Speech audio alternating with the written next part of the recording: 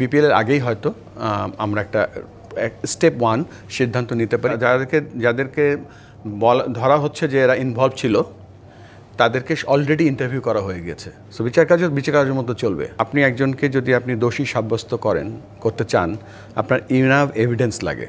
আপনাকে যদি কাউকে যদি দোষী সাব্যস্ত করে দেয়, পরবর্তীতে তার কিন্তু আর ফিরে আসার কোনো সুযোগ থাকে না, বা ক্রিকেট বোর্ড আপনাকে শাস্তি দিতে হবে।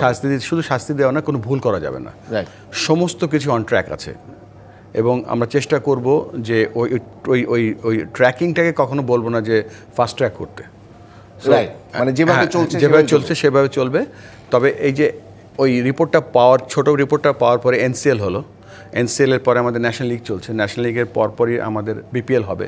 সো এই যে সময়টা এবং এই যে বিচার কার্য, এটার সাথে ওই বিচার কার্য ওই খেলাধুলো এই ফিকচার দেখছে না।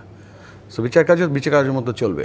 তবে এটা ঠিক যে এই বিপিএল এর আগেই হয়তো আমরা একটা স্টেপ 1 সিদ্ধান্ত নিতে পারি। অ্যাট দ্য সেম টাইম যারা অভিযুক্ত আছে, শুধু খেলোয়াড় না, এখানে অনেকগুলো ডিপার্টমেন্টের লোকরা আছে, এখানে খেলোয়াড় আছে, কর্মকর্তা আছে, মানে গ্রেড 1 গ্রেড 2 এইভাবে ভাগ করা, ওটা না কারা অধিকতর না, ওটা আমাদের দায়িত্ব না, ওটা যারা করছে তারা। বাট আমি যে বলতে যাচ্ছি যে এখানে যাদেরকে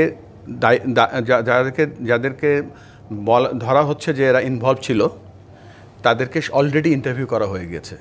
এবং ইন্টারভিউ করার পরে নেক্সট স্টেপ যেটা হতে যাচ্ছে, এটা খুব তাড়াতাড়ি আপনারা সকলে জানতে পারবেন। এর মানে এই না যে তারা বিপিএল খেলতে পারবে আবার, বা বিপিএল খেলতে পারবে না। সো এটা নির্ভর করছে যে প্রক্রিয়াটার উপরে।